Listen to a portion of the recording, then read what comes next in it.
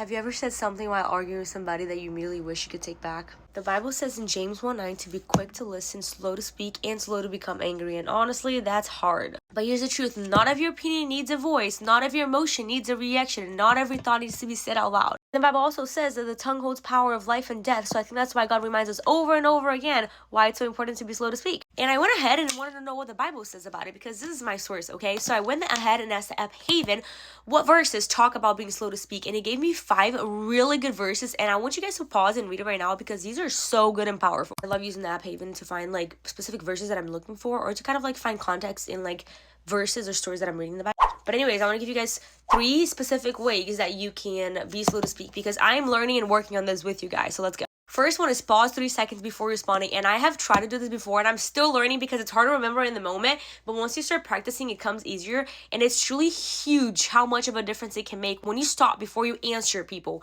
for like 3-5 seconds. Because you actually have time to at least like feel convicted before you say something or like think for a second like, wait, should I say this? So just practicing to pause. Even when you're like not having an argument, you know what I mean? Just practicing that. And then when you are having an argument and you're heated, you're gonna naturally do that. Okay, the second one is huge. Delaying emotional conversations until you're calm.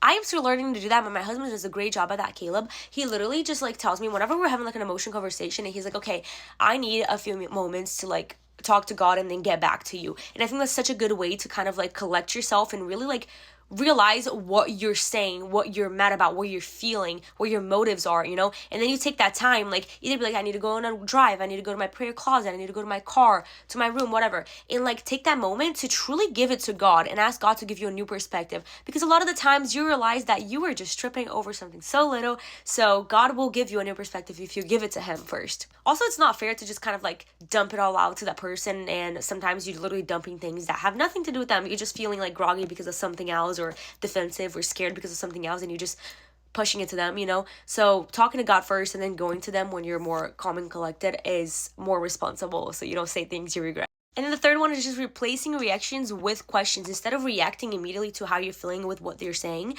just ask questions and be curious and try to understand what they're feeling, why they're feeling that way. Try to like help them navigate through what they're going through as well. And like, how could I do better? How can I grow? You know, just humbling yourself. And honestly, the last thing I think is just a little additional one, but I think it's so big. It's just aligning your heart with the word and with God. It says in the Bible that the things that you say come from your heart. So truly just spending time with God more, spending time in the word and aligning your heart with God's heart, with Jesus's heart, so that the things that come out of you are good things that you've been feeding yourself with.